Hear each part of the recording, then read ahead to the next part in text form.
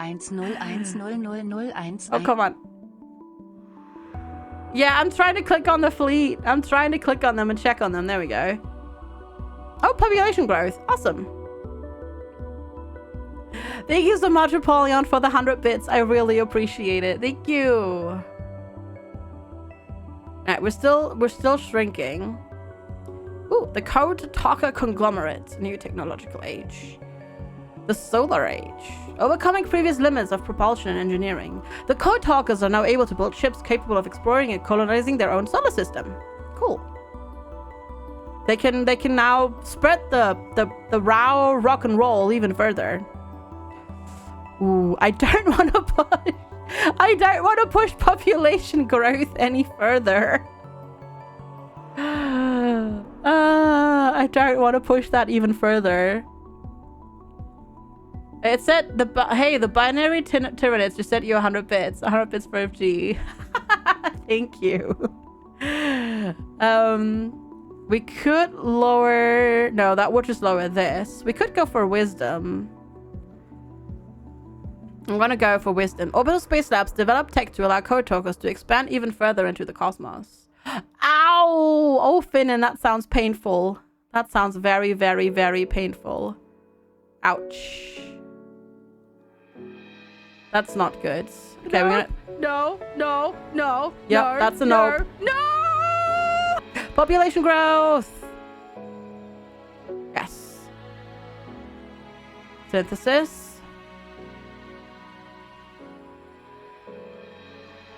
Potential... Nope, we'll just go for synthesis. We'll go for synthesis or growth. That's what we're gonna go for. Or science. Let's push the science. Let's do that. Ooh, the Outcast Fleet development event. Uh-oh.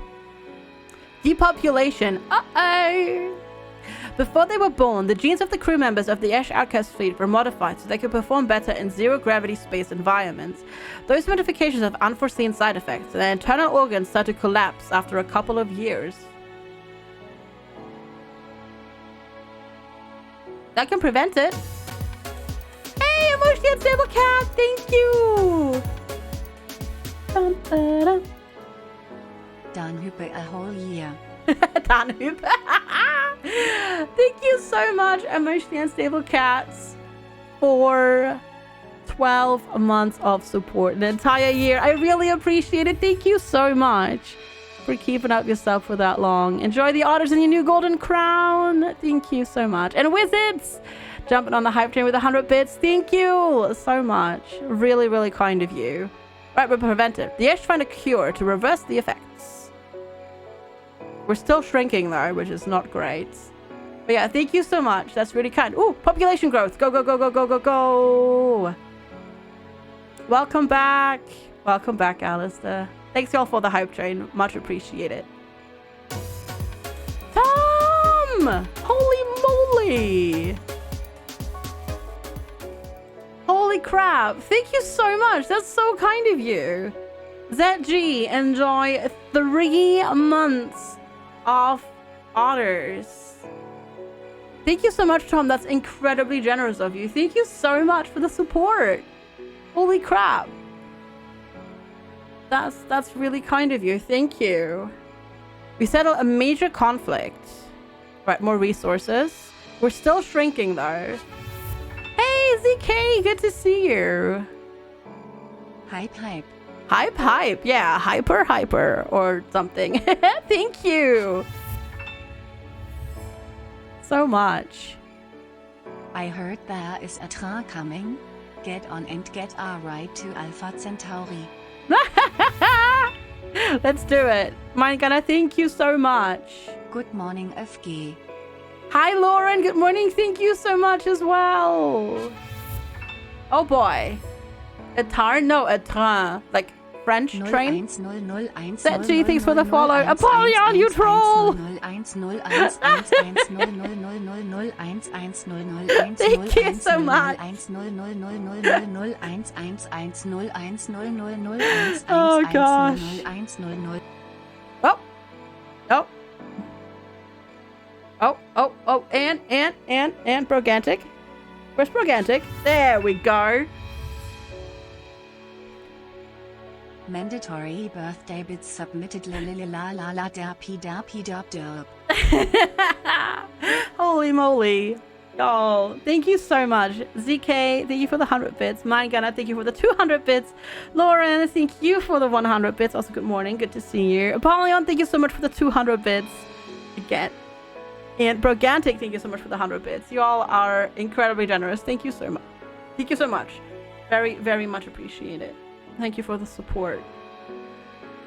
TTS lady is rude. No, there's just a spam limit. Oh, giggles! Thank you.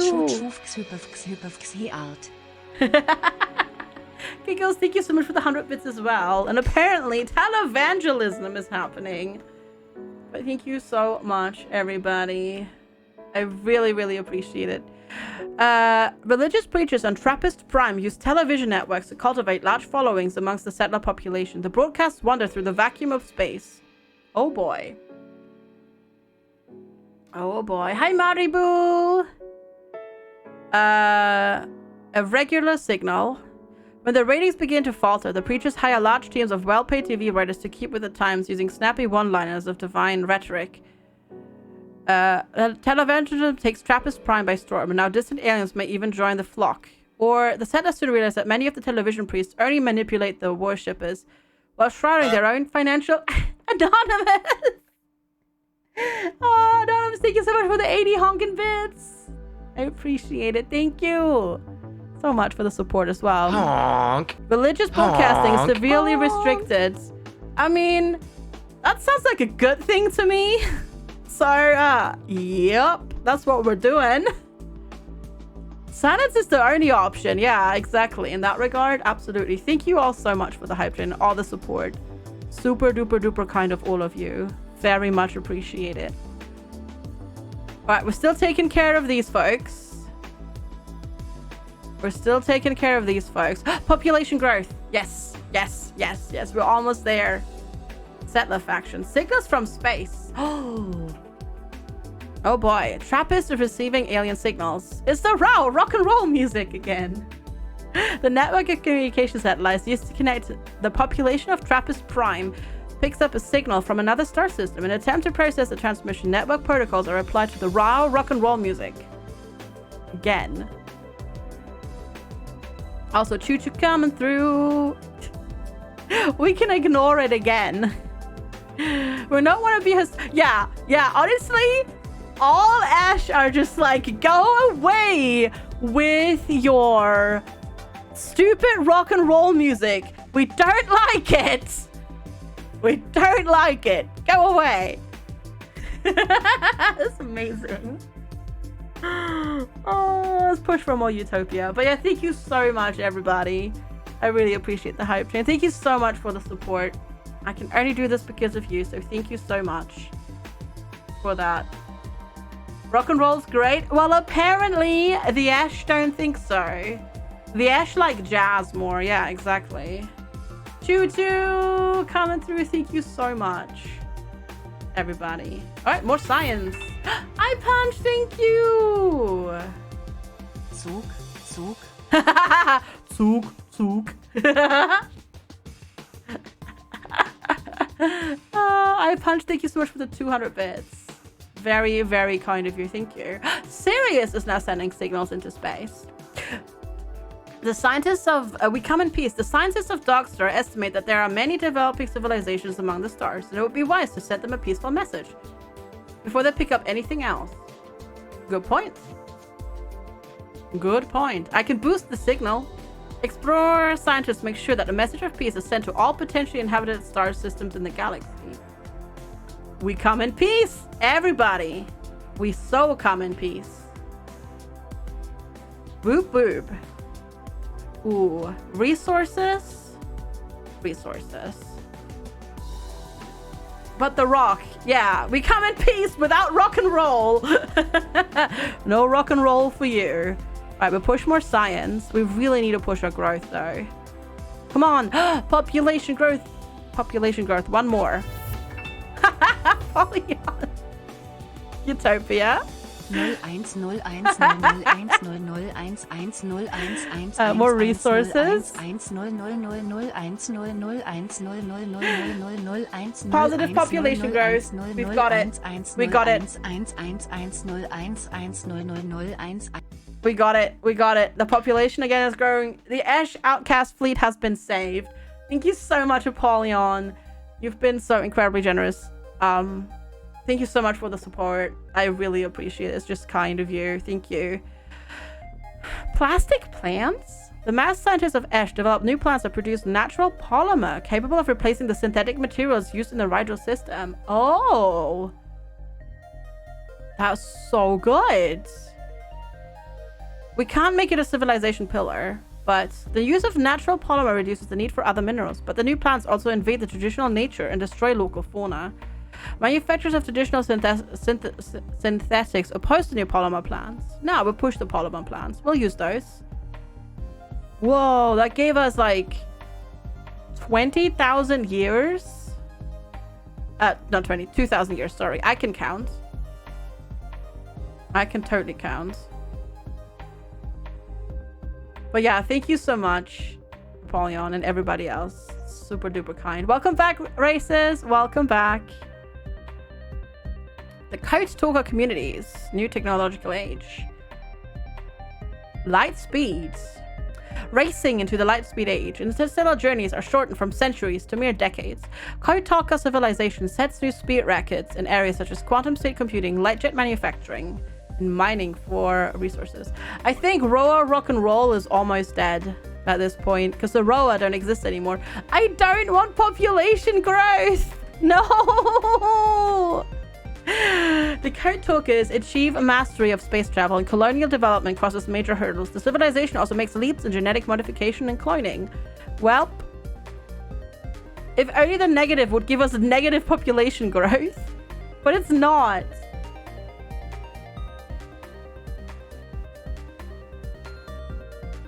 The power is not good though, Zetchi. That's the problem. It makes makes stuff negative that we don't want to be negative. The settlers have reached the cyber age. With rapid advancements in artificial intelligence and technologically augmented settlers, the civilization undergoes drastic change and reaches new milestones in science, engineering, and the arts.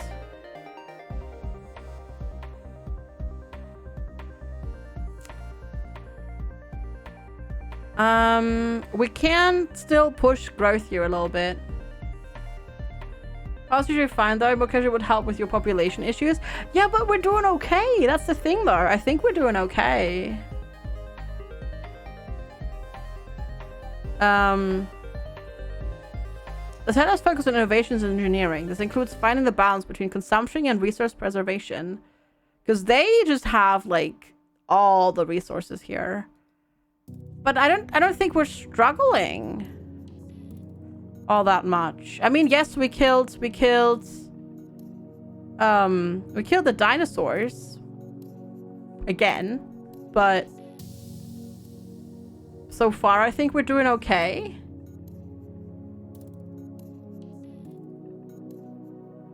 Though to be fair, I don't know if at this point the Ash still count as one civilization or like 4.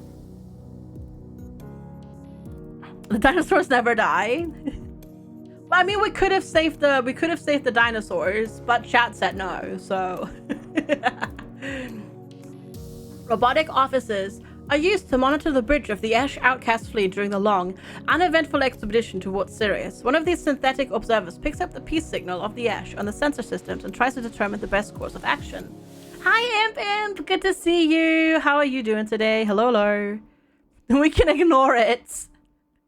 We're 1 point off. That feels a bit bad. But apparently we're going to ignore the message from home.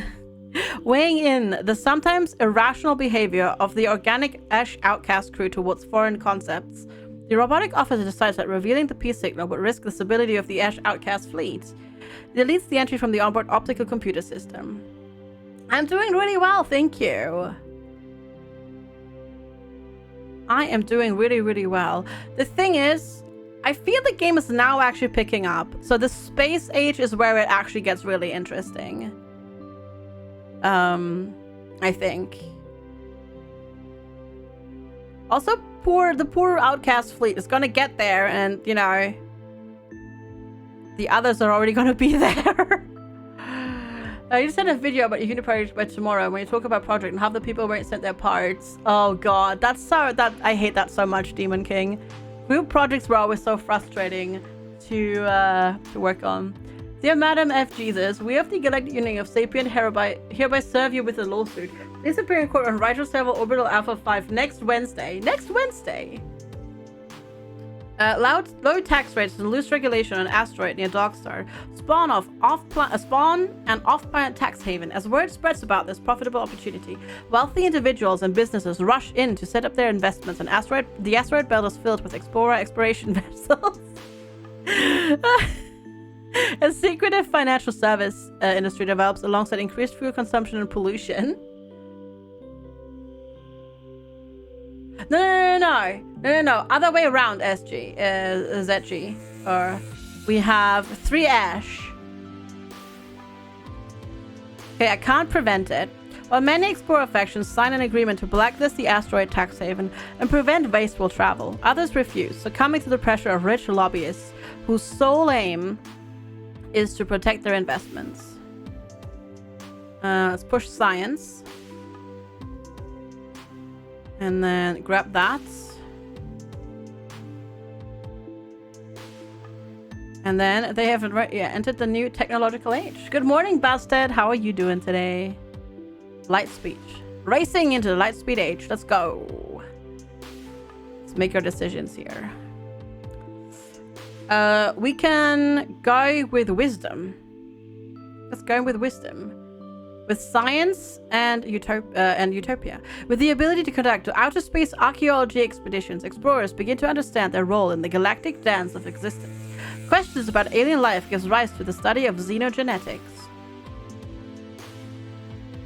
So we have these. So the Ash started over here, sent people over here, which are now the Ash conglomerates, send people first towards here, but this is where the row started, who are now the Code Talker Commonwealth.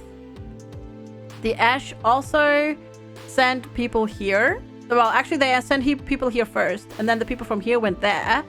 And now this is the Ash Explorer Alliance. And then we have another Ash fleet actually also heading down to Sirius at the moment, who are going to meet each other very soon. The Outcast fleet and the Explorer Alliance are going to meet each other soon, very soon. So we're going to probably push these on to somewhere else.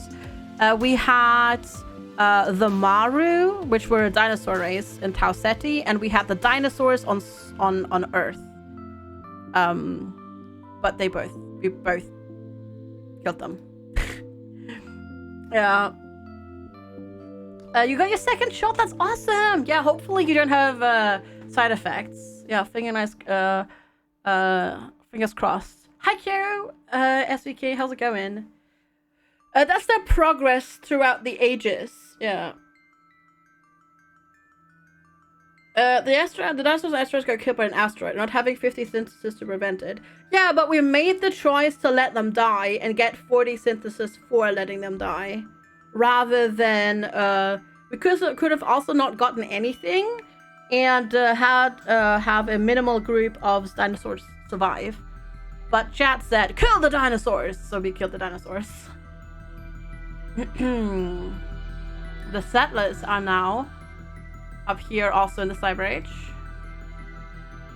Oh, that's awesome, Rochella. Yay. Do you know which one you're gonna get? Or not yet?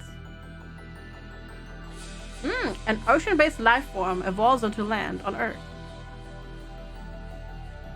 An animal species on Virgo forms complex social structures, which is over here in Roth. 2 major species on Earth begin to interbreed. Oh my. Oh, AstraZeneca? Gotcha. The Ash Outcast fleet make contact with the Explorer Alliance. After numerous years of travel, the Ash Outcast fleet has finally arrived at its destination, but the Sirius system is already inhabited by the Explorer Alliance. What is going to happen when the Ash make contact with the other Ash? Let's see. We can observe them. We can't have an exchange. The Ash Outcast fleet observe the Explorer Alliance from a safe distance, determining if they are a threat. Or we can exterminate them. Nah, let's observe. Let's see what happens. They are observing them. We still have that though. They observe the explorers from a safe distance and evaluate whether or not to reveal themselves before they continue their journey. The poor people. They've met 2 already. But yeah. Oh, let's do it. Mutual enlightenment. After a long observation period, the Ash Outcast fleet contacts the Explorer civilization and shares knowledge, wisdom, and technology.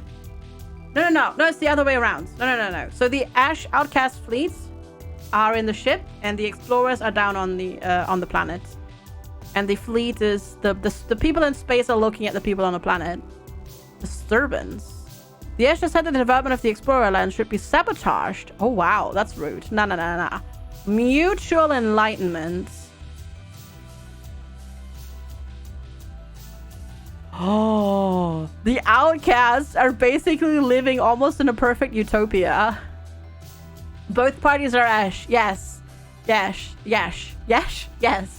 So the Ash went up here, but they also went here where the Rao are. So the fleet that went to here first went then on to go to Sirius down here. But then later on, the Ash sent out another fleet to Sirius, and then that fleet met the other Ash. So that outcast fleet will the outcast fleet will probably fly on even further into space now. Yesh means yes in Ash. Yeah, I agree. Yeah. Yesh. Growth in Rigel. The Ash start constructing huge settlements in the depth of Rigel 7's oceans, complete with self-illuminating algae farms and climate-controlled dwellings for individuals and families. These underwater cities could provide a safe home to millions or even billions. With AI constantly monitoring biological, agricultural, and industrial circuits, it could even be possible to build closed system settlements without releasing any waste into the environment or affecting ocean temperatures. We can make it a civilization pillar. The Ash flourish in the soothing artificial starlight of the underwater cities. They don't even miss the old sun. Dang. That's kind of cool. We just need to be careful of resources. Yeah, they did lose a lot of their population in a malfunctioning reactor. Yeah. 8 billion people got reduced to like 400 million. It was kind of crazy. It's kind of crazy. All right, we're just going for synthesis at this point. Also population growth, like reduction, could be neat over here. And they're constantly asking themselves if they live in the computer simulation, apparently.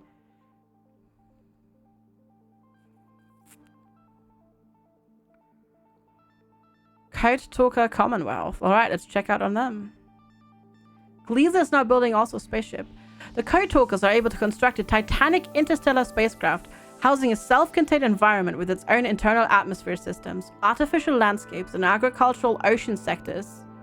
The mission goal is to reach the Sirius system. No, that's where the Ash are. Everybody's going to Sirius. Are you serious? How about we make it a regular development? The construction is successful, and many Code Talkers become inhabitants of the world ship. Will they ever want to leave their comfort of the interstellar vessel when they arrive years later in the Sirius system? Let's go. Right, the world ship. How many? They took 100 million. That's actually not that bad. Let's make it a bit more utopia-like. They completely redesigned. They just left, and now they already redesign it. Push for science? Question mark. Serious disputes arise between the world ship officers. Ooh, that reduced the utopia thing a little bit. Right, the outcast fleets. Lightspeed age. Racing into the lightspeed age. On board their own ships already. Over here. We can advance. Ooh. Do we push their utopia and science, or do we push their... We should probably push their population growth a little bit. I'm gonna push the population growth a little bit. The Ash Outcast fleet achieves true mastery of space travel. The crew also makes leaps in genetic modification and cloning. Yes. They have so many resources. Oh, look at that! Back to 8% population growth. Oh, never mind. Ooh. People in the crew are killed in a major fusion reactor accident. Welp! Whoopsie. Whoopsie! Oh. The explorers reached the singularity age. See, that's where we want to go. Everybody needs to hit the singularity age.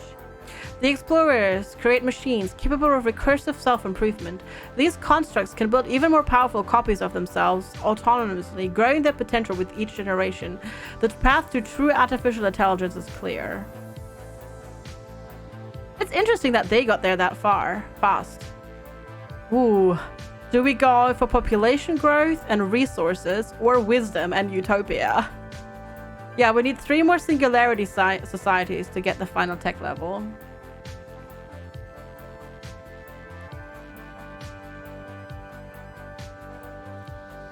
I kind of want those resources though, the extra resources from this.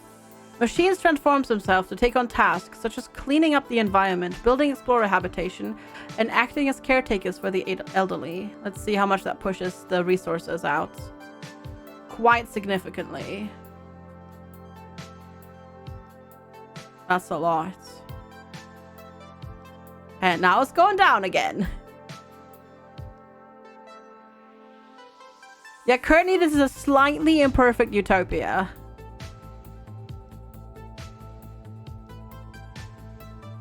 A once powerful network fails on Darkstar. Oh.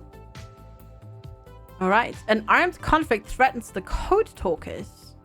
Some of the Code Talkers on the Code Talker worldships are stowaways who smuggled themselves aboard on Gliese Sea, hiding in the vast interior spaces of the ship. Eventually they are discovered and a conflict arises over how to deal with them.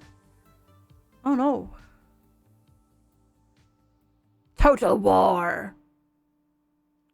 Or we can just do it peacefully and not have anything going to happen. Have a wonderful rest of your day, Choleric Dwarf. Thank you so much for hanging out. I appreciate it. Thank you so much. And have a wonderful weekend as well. The stowaways are integrated into the crew. Everybody agrees that it is better to share the limited resources rather than resorting to violence. I mean, that was not bad. I'll take it. I don't know if we're getting really lucky on our rolls, but that was really nice. Carl!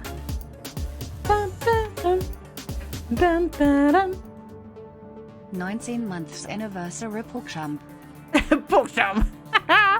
Carl, thank you so much for 9 months of support. I really 9 months, 19 months, because I can read. Thank you so much for 19 months. That is a very long time. I really appreciate it. Thank you so much. Very kind of you. Super duper much appreciated. Thank you. Happy Friday. I hope you're doing well.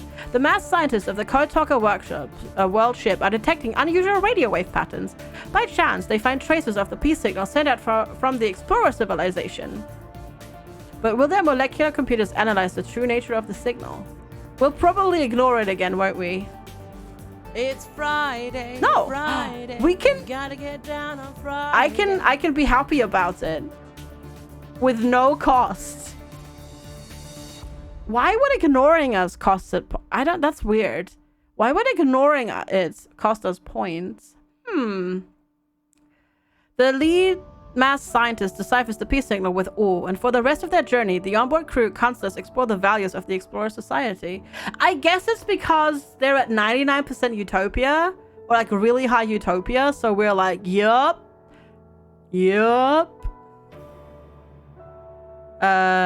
Push our science. And then do that one. Oh, it pushes our population growth. They refitted a section of their world ship. Nice. Perhaps because ignoring the signal is counter to the objective. No, ignoring the signal was before 0 costs. When you pick too many neutral negative choices, the cost change to prevent you from doing it too much. Oh, really, Ortho?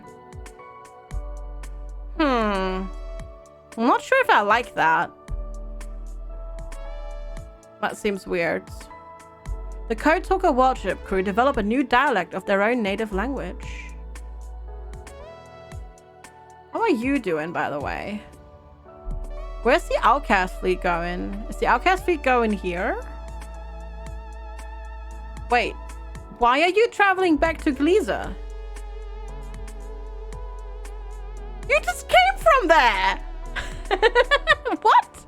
Why are you traveling back? You just came from there. That makes no sense. They're just bouncing back and forth.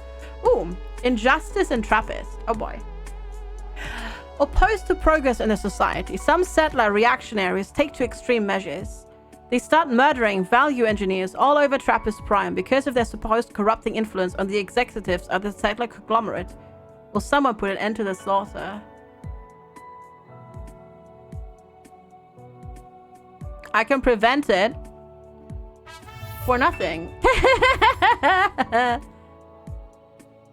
31, 30, 30, 20, 62, 69, 74, 73, 20, 66, 6F, 72, 20, 46, 47. Huh? What? Thank you for the 100 bits. What? Thank you for the support. But what does it mean? The settlers are shocked by the killing of their value engineers. The conglomerates of Trappists stamp out the murders with the full force of their cybernetic soldiers. That might be ASCII. Oh, maybe. But thank you for the support. I appreciate it. Thank you.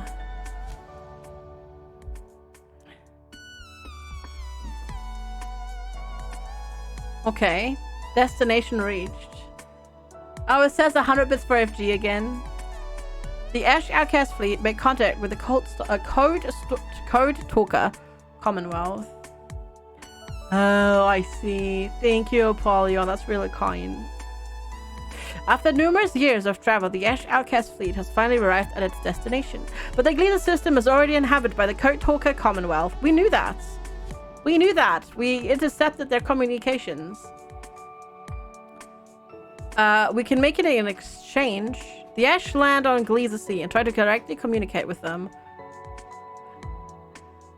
Aggressive reaction 32. Maybe should we observe it first? I feel like observation might be better first. From a safe distance. To talk to them. And then we can always... Because then we can make another choice. They observe from a safe distance and evaluate whether or not to reveal themselves before they continue their journey. The second fleet bounces fleet to where they end up. The third fleet avoid leaders first, but bounce to it. Yeah. How about mutual enlightenment? Sounds pretty good to me. After a long observation period of the Ash Outcast fleet, the Ash Outcast fleet contacts the Code Talker civilization and shares knowledge, wisdom, and technology. I'm gonna take this in the Gleazer system because 52% growth. Let's reduce that a little bit. Just a little bit to 50. Oh god. We're gonna need resources here. We're gonna need resources. They are kind of cute, aren't they? They are kind of cute. I agree. All right, more population reduction, or like population growth reduction. Space Marines capture an influential trading city in the Gleazer system. Oh, the Code Talker world ship made contact with the Explorer networks. After numerous years of travel, the Code Talker world ship has finally arrived at its destination, but the Sirius system is inhabited by the Explorer networks. Alright, you're gonna have a chat now as well. Observe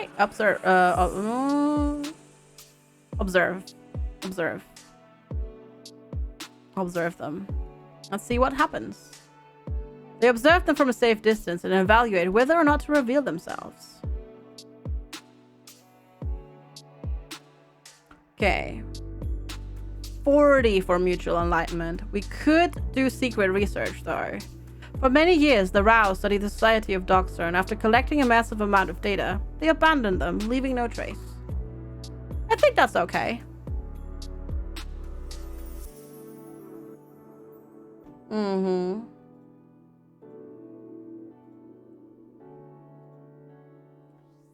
I think we can do that, no problem.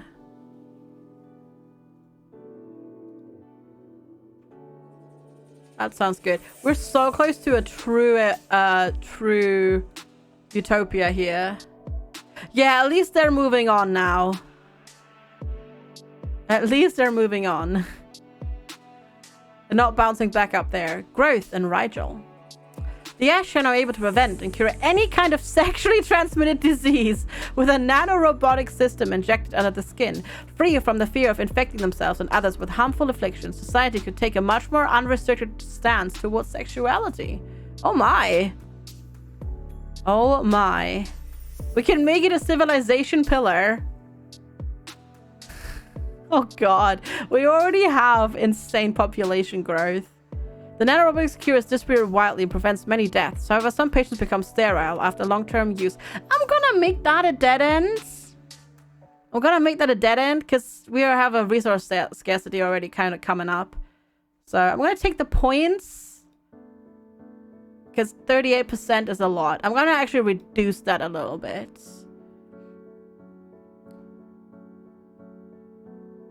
We're gonna reduce that a little bit, and then we'll push their science a little bit more.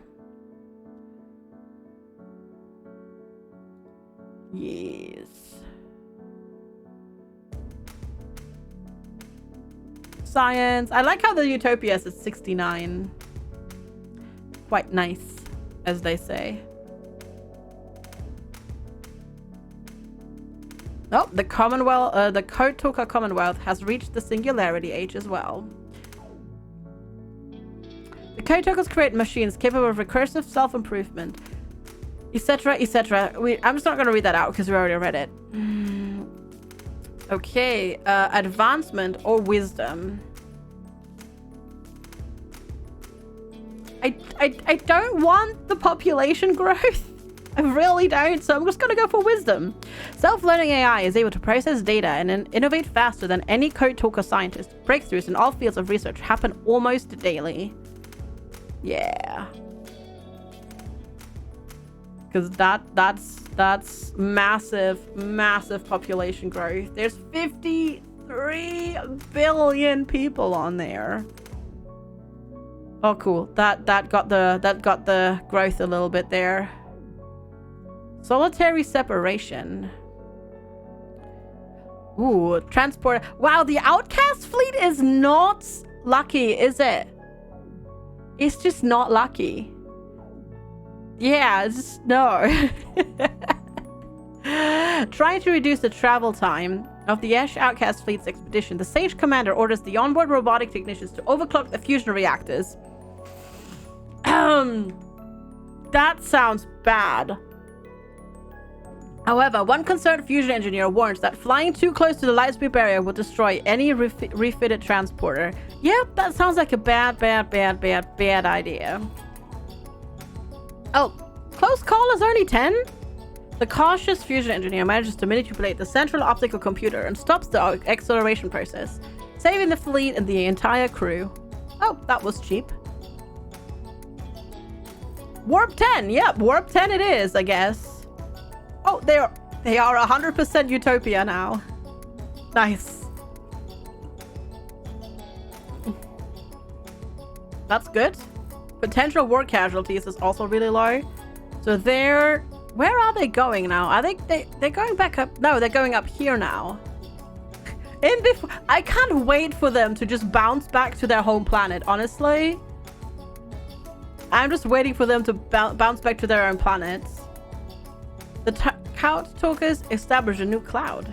Do that. Oh. Yeah, the Ash Outcast Fleet develop a new dialect of the native tongue. I think that's you, right? No, it's not. We'll reduce your population growth a little bit more again with that.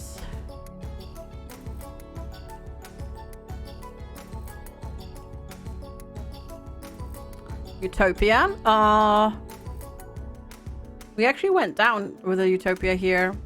The Code Talkers found a new creation pattern and changed the layout of their artifacts. The Code Talker world ship. Enlightenment. Oh my. The captain of the Code Talker world ship has much idle time during the journey towards Ross and starts to question the mission and the motivation of the Code Talkers. Will the captain's observations of inner space convince the crew to change course? Oh. Interesting. We can make it a civilization pillar. The intellectual explorations of the captains are welcomed by the onboard crew counselors. They develop a strong ethical protocol and reconstruct the goals of their journey. Gonna go do some stuff. Alright, see you later, Demon King. Have a wonderful rest of your day. Thanks so much for hanging out. I'm not gonna increase the population growth here because the resources are low, but we'll just give them more utopia. And we'll increase their potential war casualties a tiny little bit. And then they've leveled up. New technological age, which is the singularity age again, in space.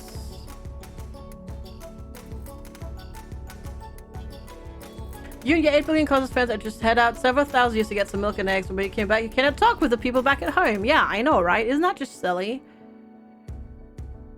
So I want this. I'm gonna go with this just because I want the resource storages here. The new technology is integrated into the world ship, endowing it with the ability to transform itself into a better caretaker for the Code Talkers within it. Yep, it all counts apparently. It does count. What discoveries await us in the Ross system? That is a good question. I do not know. Bonk. It's interesting that we haven't had any, like, re-emergence of a sentient species of any on the planets where we had one before. Oh, a minor planet is formed from ice and debris in the Alpha Andromeda system. The explorers found a new creation pattern and changed the layout of their artifacts. One of Sol's inner planets is accumulating a new atmospheric layer. The settler conglomerates. Paradigm shift in Trappist. The longest running show of all times is the once very beloved The Simpletons, which migrated from television to holograms and everything in between.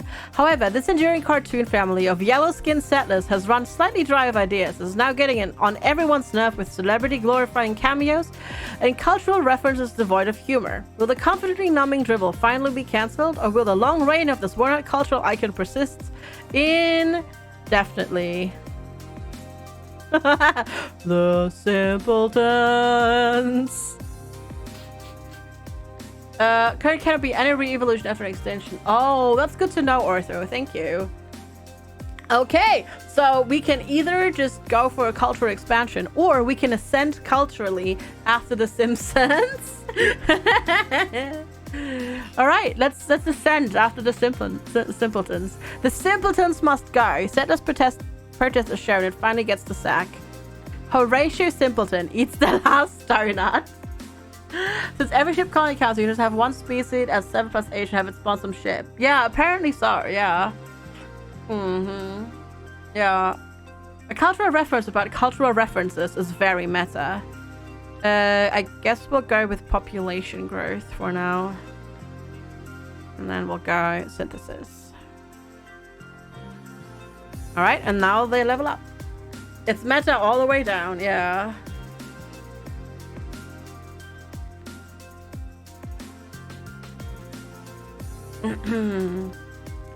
Overcoming previous limits of propulsion engineering. Settlers are now able to build ships capable of exploring and colonizing their own solar systems. Stomach and jealous but in boring. Oh no. Wisdom. I don't know why it's all so cheap. Why is it all so cheap now?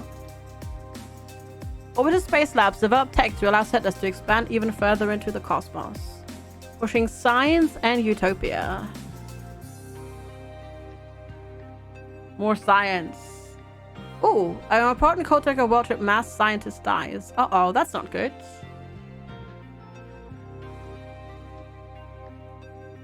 Earthquakes open an enormous rift below one of Wormwood Prime's sea regions. A solar collision generates rare elements in the Gehenna space region. A minor planet is formed from ice and debris in the Sol system. It's Pluto! Kotaka Worship molecular computing systems compile fascinating new data. Let's see. I'm just gonna do a quick look at how everybody is doing. Kotaka Clouds. Oh, signals from space. They're receiving alien signals. The quantum computers of a regular Kotaka True AI are picking up weak traces of the peace signal from the Sirius system.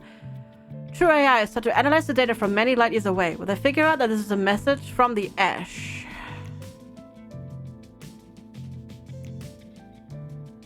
We can be happy about it. Spend 10 synthesis on it. The true AIs are celebrated by the Kotaka Clouds for their discovery. A new scientific era begins dedicated to uncovering the secrets of the explorer civilization. Sounds good to me. Happy, happy, happy, happy. Ooh, hey, population decline, population growth decline, or population growth decline. How about population growth decline? A malicious artificial intelligence kills many Kotaka inhabitants of the glial system before it's disabled. Uh-oh. Uh-oh. More spaceships in Sirius. The explorers make it their destiny to spread their civilization throughout the galaxy.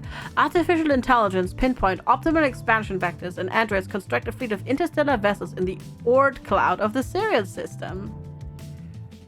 Hi, Calicita. Hello, hello. We can make it an epic project. The artificial intelligence of intelligence pipeline is flawless. It creates a massive amount of vassals. An expansion armada will bring half of the explorers to Ross. Oh no, but everybody else is going to Ross already. No! But they are going to Ross already. I'll give you a little bit of population growth. There you go. Just a little bit. And more resources. There you go. Quantum computers simulate efficiency protocols for the Explorer expansion. For the Explorer expansion Armada Explorer crew.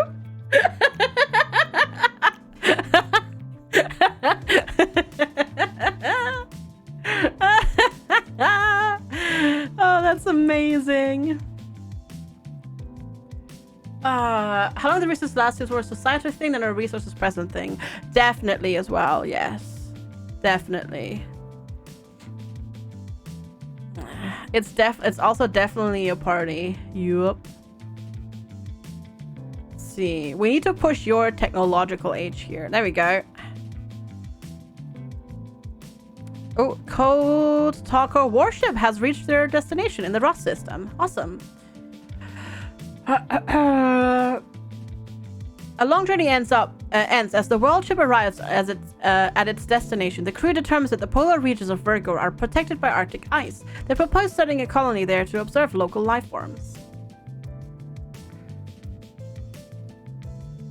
Perfect success, troubled development, or total failure. I'll go with troubled development. Adapting to the environment of Virgo is difficult. The world ship lands on the polar region of Virgo, but the crew is forced to abandon the world ship. Ooh, that sucks a little bit.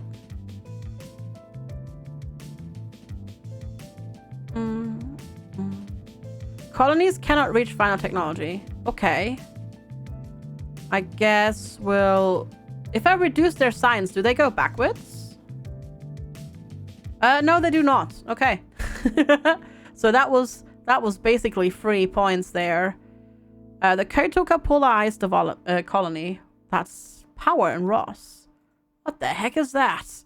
The colonial soldiers of the Code Talkers are gaining more and more influence. Will they dominate the colonial basis of the Ross system and rule over the Code Talker polar ice colony? I can prevent it. I mean, to be honest, the potential war casualties are already super high anyways. Exploration vehicles roam from one colonial base to another, while the civilization of the Code Talkers celebrates the rise of their colonial soldiers. Military numbers and power is sent to unprecedented heights. I mean, we were already at 279%. Whether it's 279 or 44% doesn't really matter. It is a bug. Yeah, I'm pretty sure that is a bug because it's just not like that. Just, yeah, it doesn't make any sense. All right, see you later, Diligent Goo. Have a wonderful afternoon. Yeah, it's basically if there's a war, everybody's dead regardless. Doesn't matter. Ooh, the Esh Outcast fleet has reached their destination, but they're already there anyways. After numerous years of travel, the Esh Outcast fleet has finally arrived at its destination. But the Trappist system is inhabited by the settler communities. But that should be Esh as well, so it's just Esh meeting Esh. We could already do an exchange. The Esh learn of the Trappist Prime and try to directly communicate with them, or we can observe it. Hey! Let's observe for 0% ethic value, like, you know, like aggression chance. Let's do that, and then we'll go and talk to them after. The Ash observe the settlers from a safe distance and evaluate whether or not to reveal themselves. I still think war casualty operators are mad. Like, X amount of fire could kill the planet Y times over. I think so, yeah. Let's do mutual enlightenment. After a long observation period, the Ash Outcast fleet contacts the settler civilization, and they share lots of stuff. Nice. Yeah, that's good. And now they're off. And the settlers have leveled up to light speed H. Racing into the light speed age. Interstellar journeys are shortened from centuries to mere decades.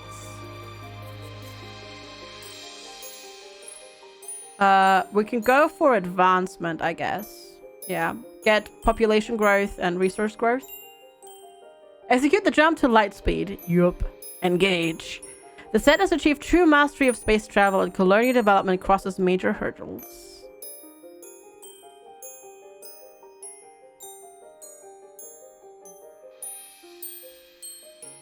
Okay, we'll just grab some of those. Where are you headed now? Gleezer. Why are you going back? Why are you going back there? Just go over there. They've literally gone from here to here to here to here to here to here. Like, this is what they're doing. Literally, donk, donk, donk, donk, donk. Like, come on, just pick a destination. No. Just pick a destination. Hi, Moopin. Good to see you.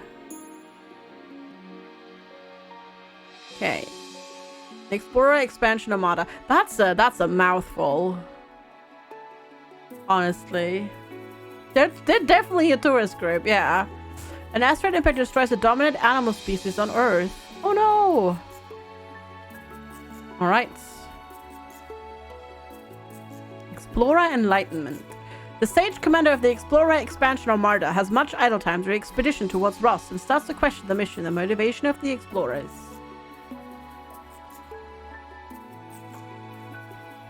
We can make it a rig, but we already are at a, we're already there. Like, we don't even need to do it. Nobody can doubt the noble mission of the Explorer Expansion Armada, not even its sage commander. One day, AI commandos appear on the bridge and arrest the traitor of explorerity.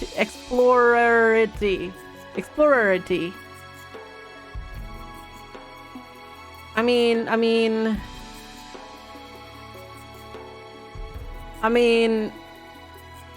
nothing changes, but we get free points. Let's get free points.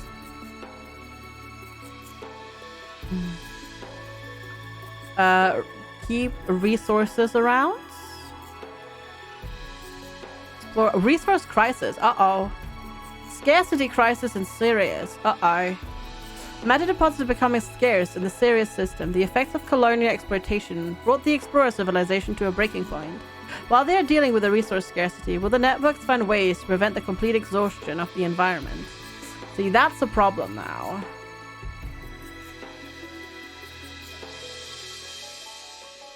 Crisis. Scarcity causes discord and competition amongst the explorers. Knowledge diminishes while the network of Sirius compete for the dwindling resources. 1% explorer ethic and harm value. I think we're okay. I think we're okay. The infrastructure of Explorer society is falling apart because matter deposits are becoming scarce. Many technological advancements are not sustainable anymore. True AIs are left behind and the people of Sirius are trading knowledge for survival. Maybe we're not okay.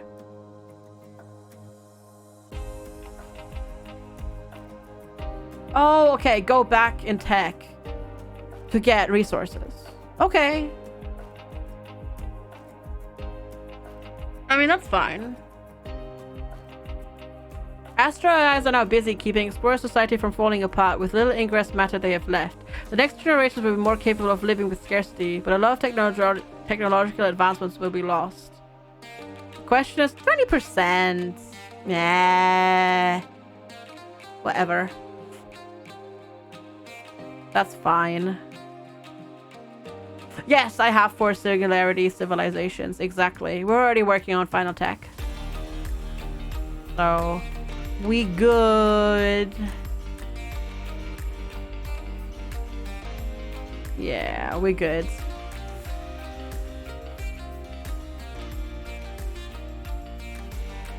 Let's see what we get from this one. We established more self-replicating extractors to extract resources from the Sirius system. Okay. Knowledge in Rigel. The Ash use computing systems that make direct use of quantum mechanical phenomena. These machines may be capable of a logic far beyond biological thinking.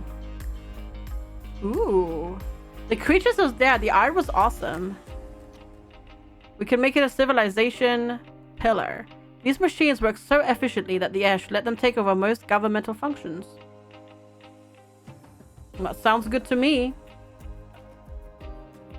A major exoplanetary city of the quantum Ash grows significantly in size and influence.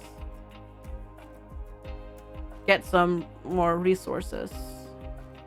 The planetary environmentalists of the quantum Ash induce a procedure to clean up a polluted sea region on Rigel 7. Nice. That seems pretty good. Oh, I didn't click there fast enough. Ooh, signals from space for the Explorer Expansion Armada. The true AIs of the Explorer Expansion Armada are detecting unusual radio wave patterns. By chance, they find traces of the peace signal sent out from the Explorer civilization. That's their civilization, by the way. Apparently, we're gonna ignore them.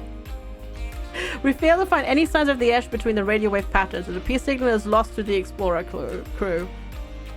Sure? I guess. I guess. We're just like, oh, it's just mom calling. It's fine. We don't need to talk to them anymore. We don't care. We don't care. Right? All good. The set has created an astonishing monument on an inner planet on the Trappist system. Hi, Dunfield. Good to see you. Hello, hello. Okay, they're slowly moving. The settler Commonwealth have reached the singularity age. They create machines capable of recursive self-improvements. The constructs can build even more powerful copies of themselves autonomously, growing their potential with each generation. It's been hundreds of thousands of years. Yeah, maybe. Maybe. Or rather, yeah, that's kind of true. Oh, we actually hit resource. Like, we actually finally did not max out resources anymore. Let's go with wisdom, though, just to push the research. Self-learning AI is able to process data and innovate faster than any settler scientist. Let's do it. Push that ahead. They're a problem of power production. Sadly, you know those people that know fossil power plants are bad. Yeah. That is a problem. A storm the size of Tau City 3 forms over a gas giant. The Outcast fleet. Ooh, what have you reached? Ash power. As the expedition nears the Gliese system, there's a worry that defensive capabilities are lacking. The robotic technicians of the Outcast fleet spent most of their time optimizing the onboard plasma launcher.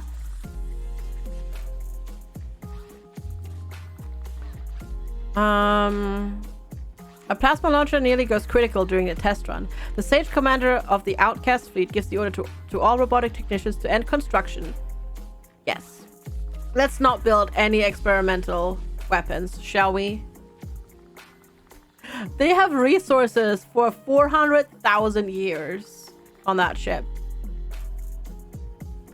You're not surprised that a single species can be all of the 4 civs you need. Yeah, that makes it definitely a little bit easier. The Explorer Expansion Armada made contact with the Karitoka Polar Ice community or colony. What events will be set in motion when they meet? Meek? What? Words are hard. Meet. We can make an exchange. Just straight up exchange.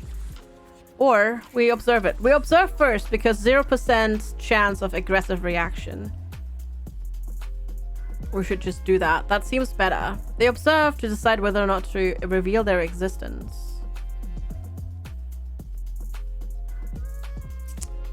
But we can't do that.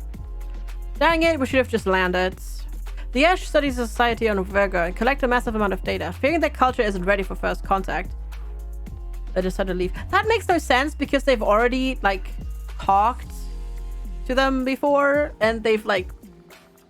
I wish it would take into account when they've already, like, listened to each other's, like communications and that sort of stuff. Also, I feel like they are so far established, the Karitoka Polar Ice Colony, that they should see them in space. Like, yeah. I don't know. It feels a bit weird. Hi, Bowls. Good morning. How you doing?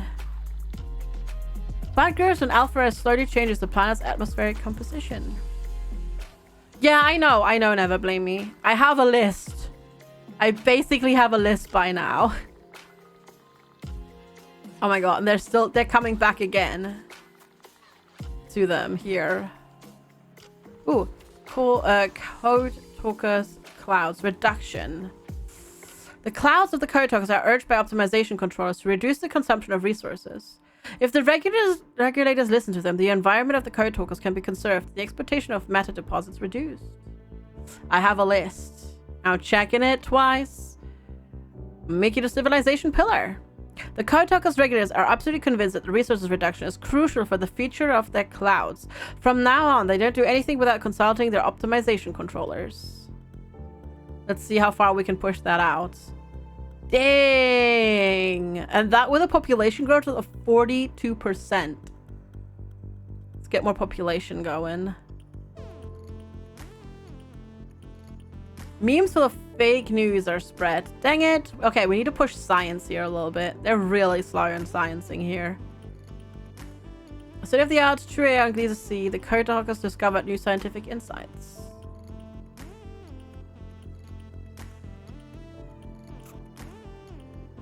New technological age.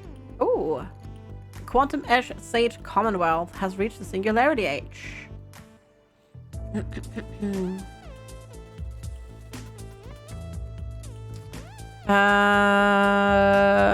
I guess we advanced the civilization and the resources. Or like population growth, I suppose. 10,000 years of... That's pretty good. The Esh Outcast fleet has reached their destination with the code talkers again. Again. Exchange or observation? Let's do exchange. 60% ethnic value. That's yeah, let's do an exchange. Should be fine, right? The Esh and the code talkers exchange information about each other. After years of intensive communication, the Esh Outcast fleet continues its journey to another star system. Right, where are you going this time? Share resources. That sounds good to me. Population growth up, but also resource deposits up. Nice. That's really good. 31,000 years. Oh my god, they're bouncing back again. They're going back to Trappist. they're just stuck in space forever. They're literally just... I don't know why they're not going to the... why are they not going to the... Like, why are they not heading towards Wormwood? They literally bounced here. Like, what the heck? Yeah, maybe next time they'll be gone.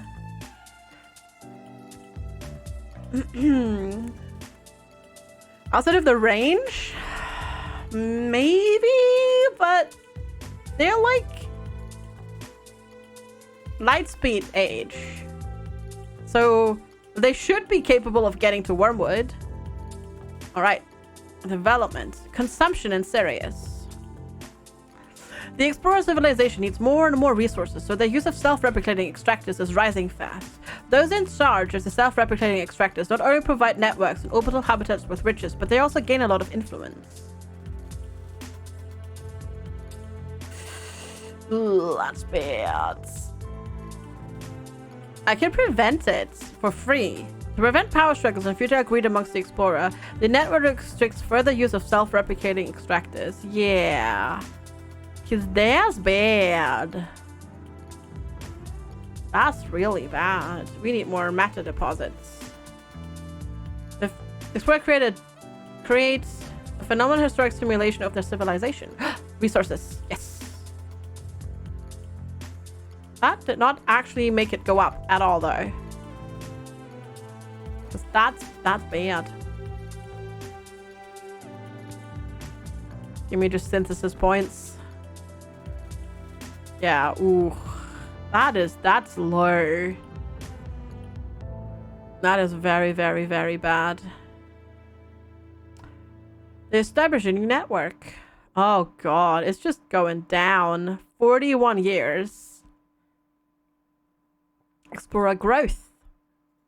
The AIs of the Explorer expansion or murder are trying to develop better treatments to improve the health of their crew. If they succeed, the mortality rate aboard the vessel could fall, and slowly more explorers will be born during their expedition towards the Tau Ceti system. Hey, they're finally heading to where... Oh, nice.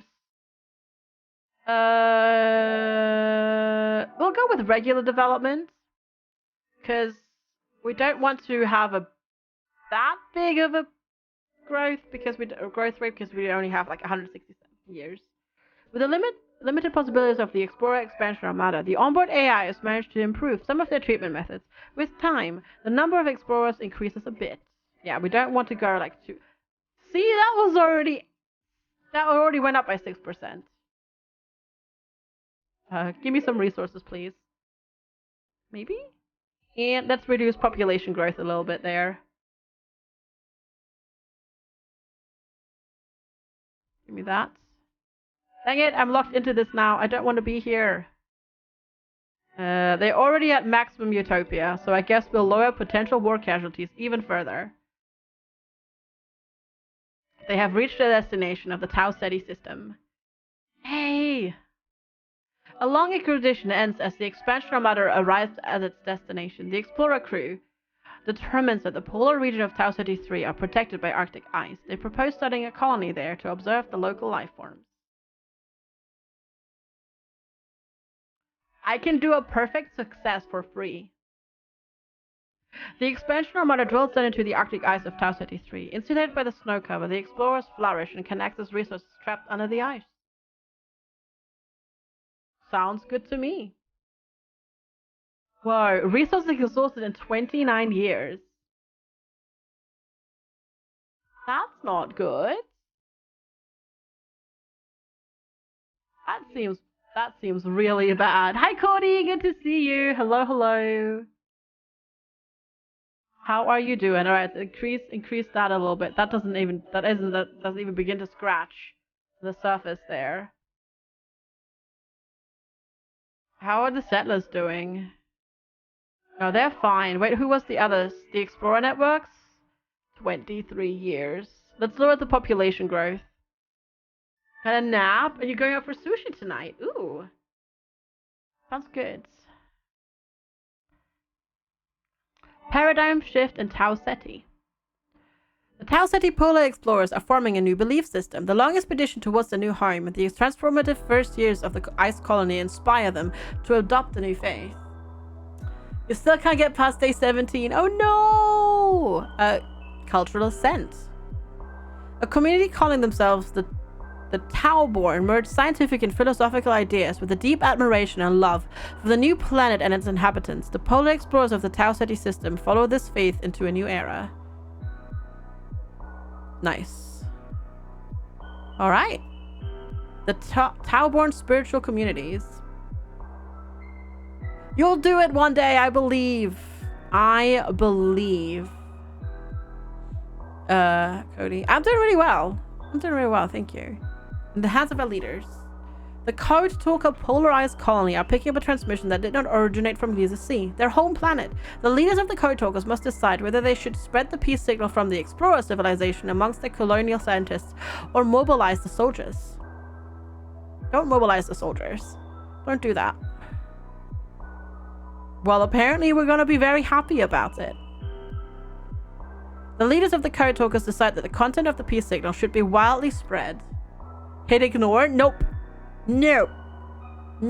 That pushed our resource scarcity out by like 140 years. Heck yeah. It costs 10 this time. Yeah, I don't know what affects what. I don't understand. It's not super obvious to me, I have to admit. An animal species on Wormwood Prime shows signs of higher cognition. I didn't mean to click that.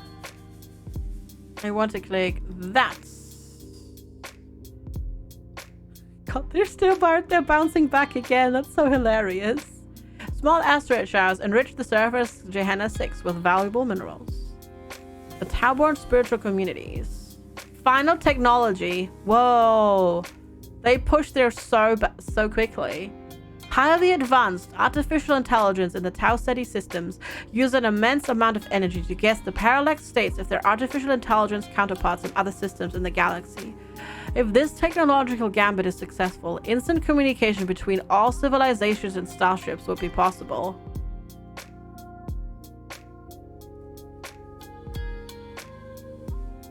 Dang it.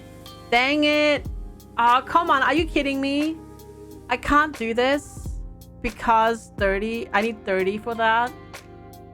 The Tauborn spiritual communities open the parallax data stream to the galaxy, but the paranoid artificial intelligence do not trust their interstellar counterparts.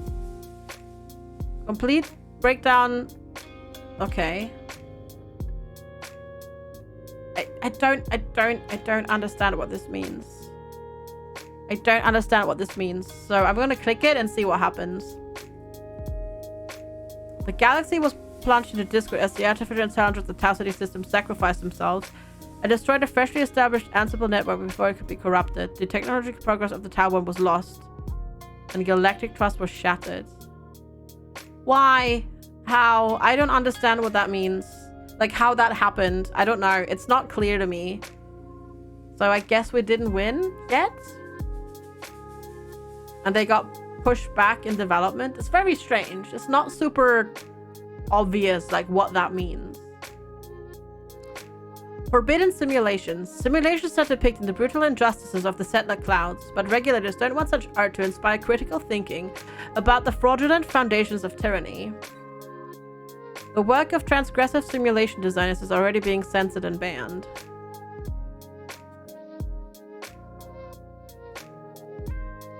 Oh, okay. If I prevent it, that's not good. Regulators secretly promote the simulations of phony rebels. The new controlled opposition abnormalized dissent. So our utopia rating just goes down a little bit. Whatever. That's not too bad.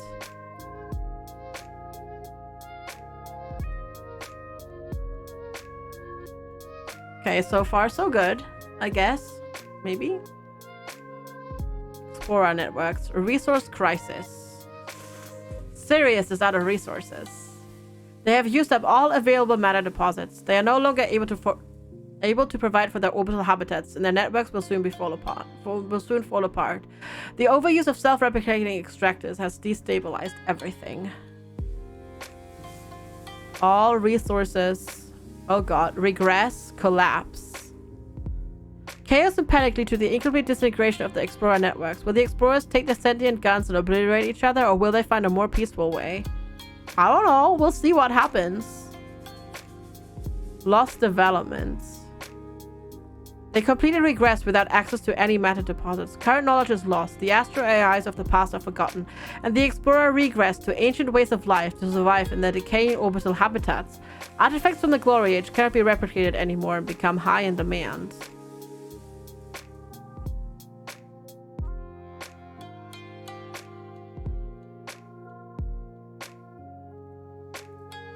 Oh, so you get resources and spend science on it. Again. Hi, Coco. If you have the knowledge of the past, the explorers managed to organize their society in very efficient ways. Their technological artifacts are well preserved, and they are able to maintain their orbital habitats. Oh, they regressed back to the Solar Age. Wow, that's... It didn't actually go there, though. They went to the... Oh, now they're in the Solar Age. Okay, sure.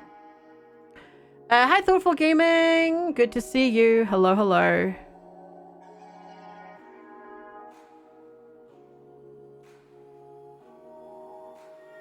Okay.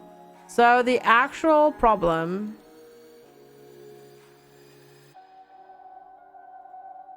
Yeah, you need resources. It's just actually getting the final singularity up. The quantum state machines of a regular Esch quantum state AI are picking up weak traces of the peace signal from the Sirius system. Well then. We're happy about it. The true AIs are celebrated by the quantum Esch Sage networks for the discovery. A new scientific era begins. Let's do it. Do I like the soundtrack? This is not the game soundtrack. This is Pretzel. The chill station on Pretzel Rocks, which is a music player for streamers. This is not the in-game music is not bad, but very, very, very, very terribly badly optimized. With like about 40 to 50 decibel difference between songs. So it's practically impossible for me to play. On stream because I constantly have to adjust the sounds. Yeah. It's really, really, really bad. Unfortunately. Hi, Yuri! Congratulations! Congratulations. Hi, Cap Zero. How are you doing? Oh, it was patched in a pic. Oh, yeah, I didn't see that. Oh, that's good to know. Is there a patch? Oh, yeah, there is a patch. Okay, cool. That's good to know. That's good to know. Let's do that real quick then. Yeah, because it was really bad. Thanks, Ortho. Oh, Kiko, press the button. Star Commander? Is that the name? Thank you for the follow. Welcome, welcome. Humanity never even existed. Humanity never even existed. Also, don't mind the 50 billion screenshots. That was just the cats. I'm actually going to quickly run the update. I'm going to quickly pop to the bathroom. I'm actually going to quickly pop to the bathroom because I got to go pee. And in the meantime, the update can do its thing. So how about that? That sounds like a good idea. That sounds like a good idea to me. So I will be right back. Thanks so much for hanging out. I really appreciate it. I'll be right back. Just a couple of minutes. Quickly pop into the bathroom.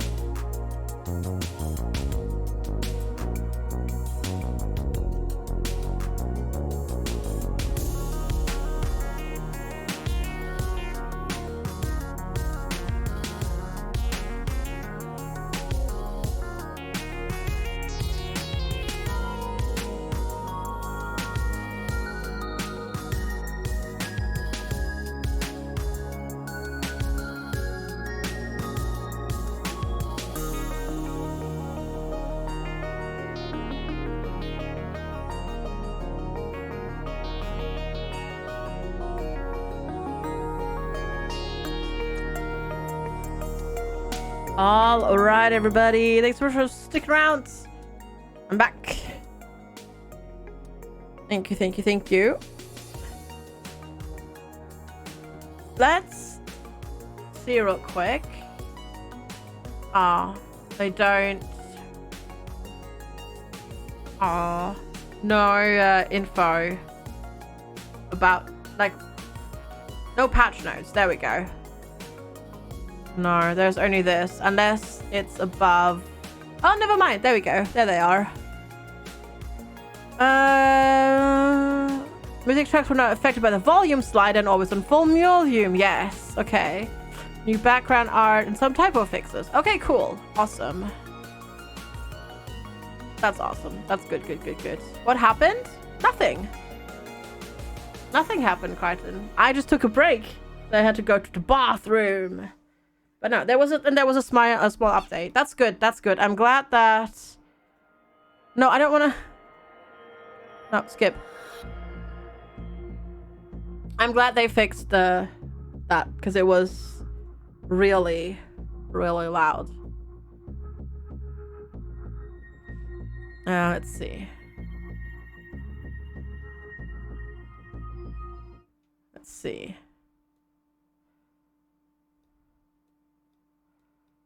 I think the volume slider is still broken in my save folder. Let's see.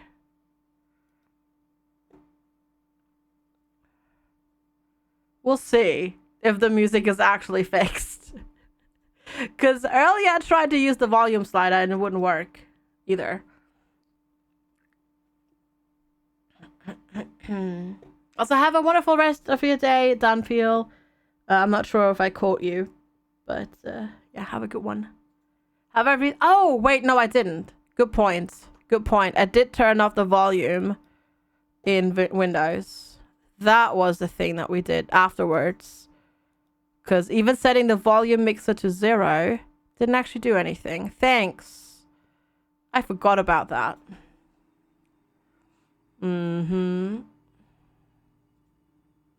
Let's load in real quick. 4 species have to survive. Yes. Slavery or anything like that isn't in yet, Cap Zero. But you can have, and I think that's actually a bit strong. You can have just one civilization do really, really well, and then have them send out spaceships to turn everybody else. Like, yeah. You can just have one origin species and then turn that into different other ones. But they can come from the same planet. That seems pretty strong. Ooh, the Esh Outcast fleet made contact with the settler clouds. After numerous years of travel, they have finally arrived at its destination, in the TRAPPIST system. Again! They've been there like 3 times! We will do some cultural exchange.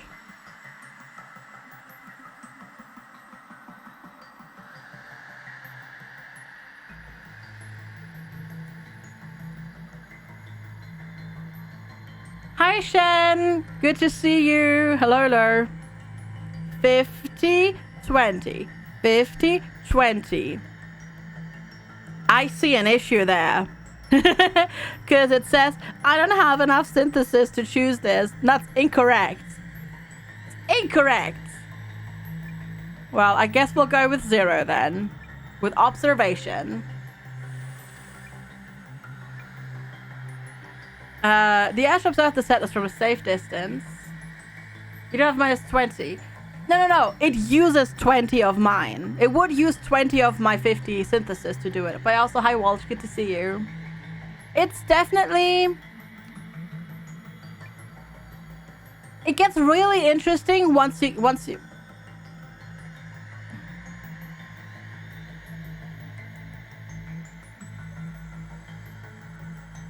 Yeah, it must have, display must have been wrong. That was, yeah, the display must have been wrong. All right, anyways, it gets really interesting once you get to space tech, Shen. The start is very, the start needs to be fleshed out a little bit more, I think. Because, I'm pretty sure I had some earlier. I'm pretty sure I wasn't on 1 synthesis, but I don't remember. The start needs a little bit fleshing out, but once you get to space age and like traveling around, it gets interesting. Secret research, let's do it. Naughty secret research. Yeah, I'm pretty sure I wasn't on one. Does it track synthesis per empire? Or per star system? Oh, synthesis is my currency, nobody else's currency. Oh no, not again. Come on, Esh Outcast Fleet, stop fiddling with your transporters and your engines. You've tried this 4 times already, and every time it goes badly. However, okay. The stage commander orders the onboard robotic technicians to overclock the fusion reactor. Again. Oh boy. So, we can have them die. We can have minimal survivors. How many would die?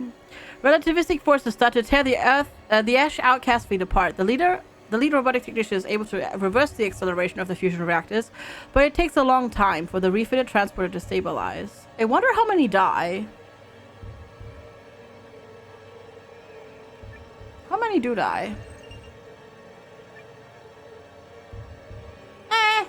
Actually, it's fine. That sounds really horrible, but they are getting impatient to reach any and all. Cause so that outcast fleet started here, went here, which was already settled, went here, which was already settled, went back to here, which was already settled, went back to there, which was obviously already settled, went back to here, which is still obviously settled, went back to there, which is also still settled. They're not the smartest bunch in space. They're not the smartest cookies in space right now. Yeah. Mm-hmm.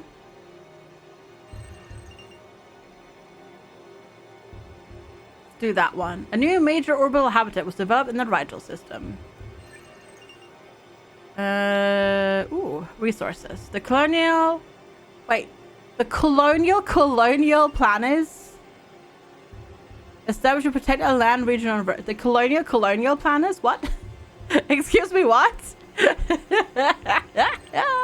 Oh, they go. Are you going back to Gleezer? They're going back to Gleezer.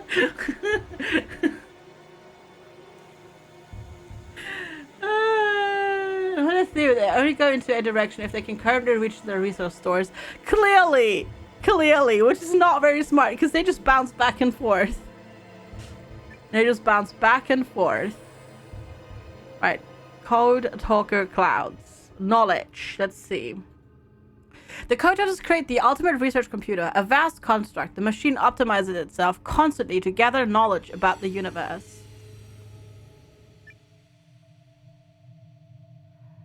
We can make it not a civilization pillar, but we can make it a regular development. The construct helps the code talkers to massively improve their research capabilities, but it is contained within a remote area of Gleezer Sea. Let's see how much research do we get from that. Wow, 1%.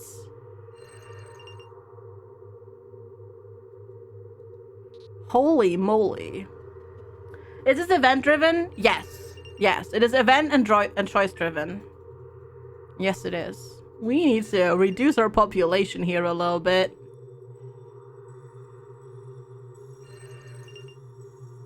Because otherwise this ain't happening. Though they actually do have quite a lot of resources. Considering there's 111 billion of them. Science. Because we're really close to actually winning. That didn't even, like, push it. That didn't even push the percentage up at all.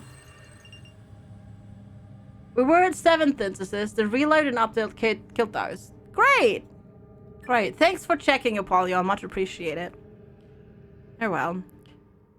Far away from Gleezer Sea, the polar colonists of the Ross system do not see themselves as an ice colony of the Rao anymore. They will form a new civilization. They shall. They shall indeed. Cultural ascent. How about that? Inspired by the colonial scientists, the polar colonists identify strongly with a new home and start calling themselves Rossborn. They want to form a civilization that is more progressive than their ancestors from the Gleezer system. The Rossborn faction. Science. Not enough population to reach final tech. Well, Guess we have to push. Let's lower that a little bit. We have to push population growth here a little bit. Oh, we also need to get resources.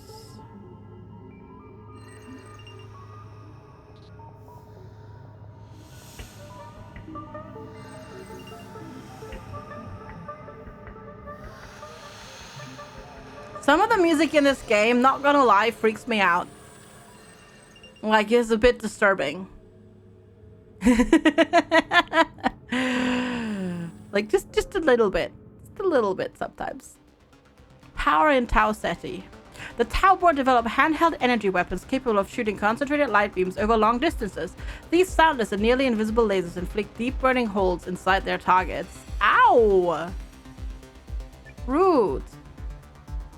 I can prevent it though. Or we can kill the population growth. Because they have like hardly any resources.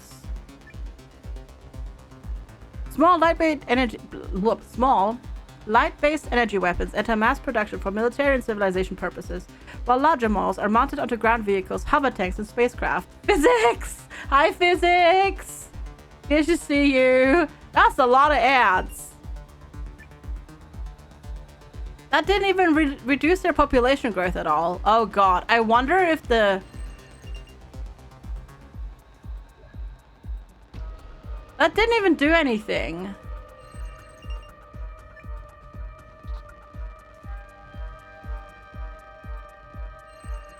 It almost feels like updating it messed with our... Oh, war casualties. Yeah, sorry, never mind. That was me. Yeah. Reading is hard. See you in 2 minutes. Yeah, physics. Evil physics. I can't even... Okay, I have to do it this way. All right, non-subs, I'll see you in a bit. I'll just go that and that. Yeah, no, it did increase that. You're right. Hey there, almost back to Gleezer. Those silly butts. External planetoid enters an orbital pattern in the Alpha Andromedae system. Okay, Explorer networks. Depopulation in Sirius. Interplanetary travel between the planets of the Sirius system becomes very frequent. You didn't get sent an ad? Lucky. Lucky. Oh my god. Wait. Sorry, chat. Sorry. I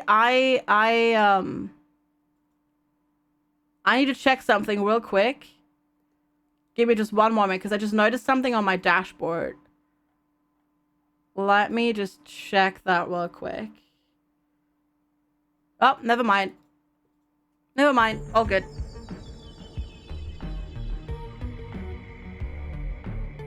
Okay. The reactors of these spacecraft produce a lot of toxic waste, and the remains of these deadly materials can be found on the surface of Sirius's planets or floating free through space, sometimes colliding with Explorer space stations. Nice. We have a lot of resources, but you know what? I'm actually gonna not I can prevent it for free. I don't want to prevent it though. I'm actually gonna do this. Massive depopulation. Because we have a lot of people here. It's far more effective to just dump more and more waste into space, and the most irresponsible trading groups gain the upper hand in the Sirius system, causing a massive decrease in the population. Yes, that's exactly what I wanted. There we go. Slow down the population growth. That's what I want. That's what I want. Tau SETI is out of resources already. They've used up all available planetary resources. They're no longer able to provide for their colonial bases, and their communities will soon fall apart. Uh-oh. Yeah, that's terrible. I can regress, collapse. Chance of total carnage, 4%. Chance of tyranny. To survive, they have to abandon their colonial bases from small self-contained communities. How low does that take them? Regression, yep. After using up all of their planetary resource fields, the Tauborn managed the impossible by keeping their society alive without turning to violence. They expanded their exploration vehicles and colonial laboratories and found a way to live in small, self-contained communities.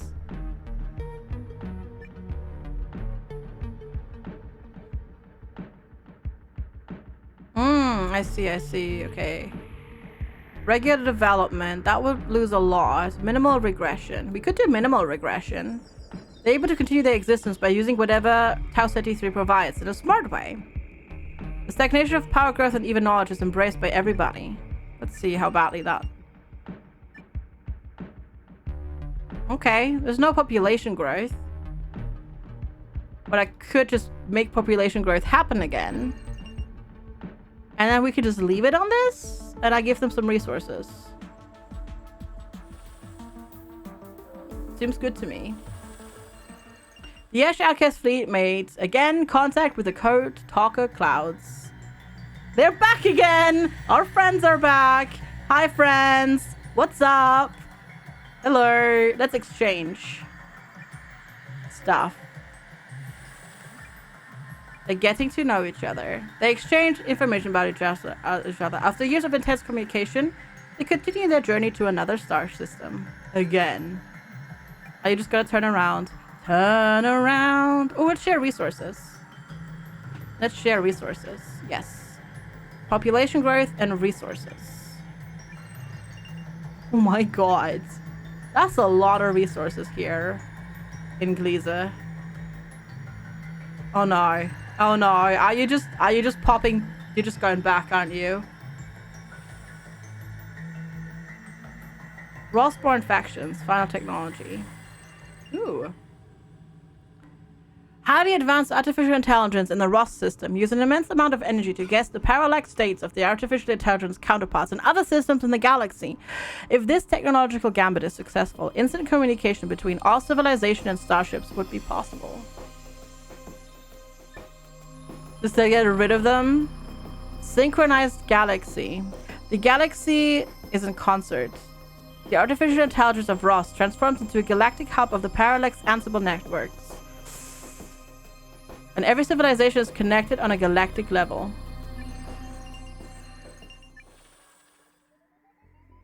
Okay, we won.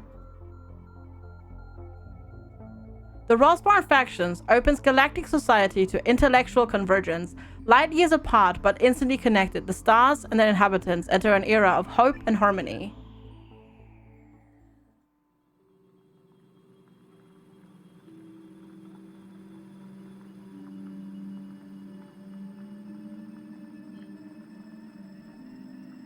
Okay. There was no ending song. I feel betrayed now. But we did it. We did it. And, I mean, we only had to kill dinosaurs twice. And then the Ash and the Row rock and roll took over the galaxy. Yes, this is the game music playing. It's very faint on the screen, but yeah.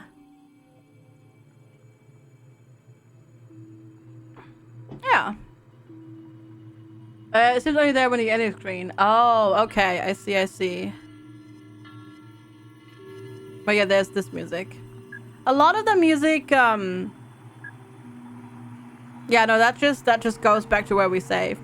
A lot of the music, it makes me feel a bit uncomfortable, so I don't listen to it. But yeah, that was the Fermi paradox.